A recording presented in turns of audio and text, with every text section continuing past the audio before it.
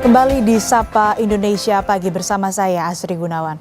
Saudara, jasad korban kebakaran Glodok Plaza dalam kondisi sulit diidentifikasi sehingga prosesnya akan membutuhkan waktu lebih lama.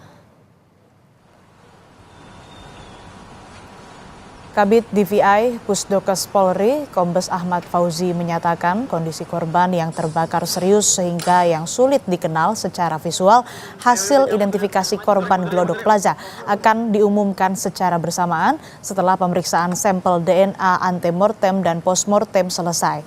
Hingga kini RS Polri telah menerima 14 sampel DNA dari 14 keluarga korban yang melapor ke RS Polri.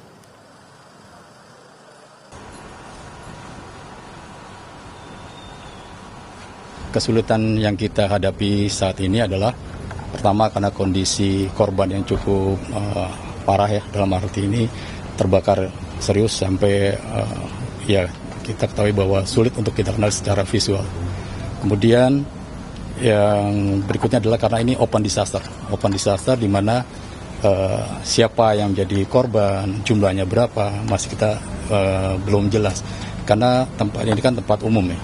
Jadi yang masuk ke situ kita juga nggak tahu siapa. Bisa saja jumlah korban lebih dari 14 yang dinyatakan hilang.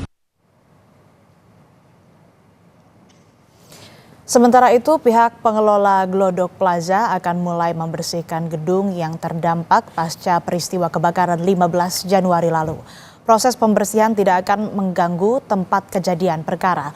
Pembersihan ini akan dimulai dari bagian gedung paling bawah, yaitu basement, ke lower ground, ground floor, hingga lantai 1 dan 2. Pembersihan bagian bawah gedung Glodok Plaza ini bertujuan untuk menanggulangi drainase yang bocor serta peningkatan atau pengangkatan puing-puing. Pengelola Glodok Plaza menyatakan proses pembersihan di area basement hingga lantai 2 tidak akan mengganggu tempat kejadian perkara.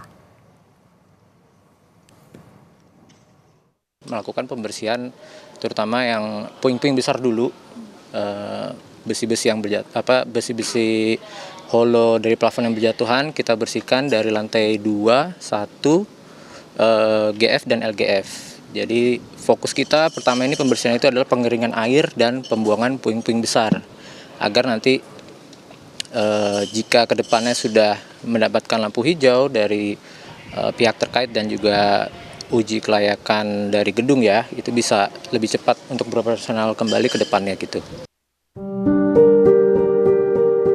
Oshima Yukari merupakan salah satu nama yang masuk daftar korban hilang dalam peristiwa kebakaran Glodok Plaza 15 Januari lalu.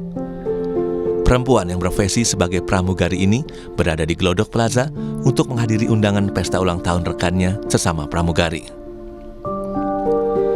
Saat ini keluarga Oshima di Jakarta dan Kendal, Jawa Tengah masih menanti kabar keberadaan Oshima. Jika ternyata Oshima menjadi salah satu korban kebakaran Glodok Plaza, keluarga berharap jenazahnya bisa segera teridentifikasi. Hari Jumat lalu, keluarga juga sudah melakukan tes DNA di Rumah Sakit Polri Kramat Jati, Jakarta. Itu ada berita, ada kabar kalau ada peristiwa kebakaran di Glodok Plaza itu.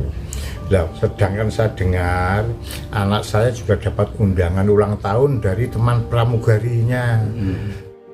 Mengharapkan supaya pada awalnya itu anak saya itu kesingsal, ketelingsut, mbok menawa sampe gugupe mlayu terus tiba semapa ditulungi wong sampai sekarang masih trauma, HP ini hilang, harus dihubungi, dia mungkin masih trauma juga tidak bisa cerita. Harapan saya itu sebagai mukjizat, andekan ya. Tapi andekan memang anak saya itu dikersaki dini Gusti, saya akan pasrah ngalah. Memang itu kan ini sudah menjadi skenario Tuhan. Pengennya yang terbaik, tapi dengan kondisi yang saya kemarin lihat itu seperti itu, jadi nggak bisa berkata-kata. Itu bisa itu Mbak Tri. Ya, kami keluarga saling menguatkan ya Mbak ya. Pengennya kami ada mukjizat dari Allah, dapat kabar Oshima masih baik-baik saja, tapi kami semua keluarga ikhlas apapun itu hasilnya, kami seluruhnya sudah ikhlas. Sejumlah warga juga masih mencari keberadaan anggota keluarganya yang diduga menjadi korban kebakaran di Glodok Plaza. keluarga Sinta Amelia menyerahkan laporan data-data Sinta ke pos DVI Antemortem RS Polri.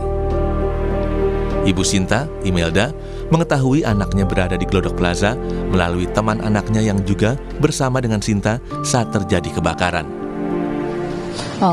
Mohon doanya buat semuanya, semoga ada keajaiban, anak saya bisa ditemukan dalam keadaan apapun.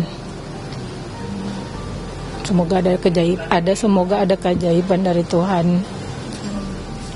Karena saya nggak nyangka kalau ini bakalan terjadi. Dia anaknya kuat, survive, punya 1000 cara buat selamat.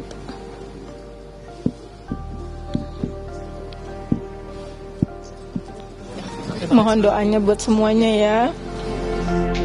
Hingga Minggu siang, Rumah Sakit Polri Kramat Jati telah mengambil sampel DNA dari 14 keluarga yang diduga menjadi korban kebakaran Glodok Plaza. Tim Liputan Kompas TV.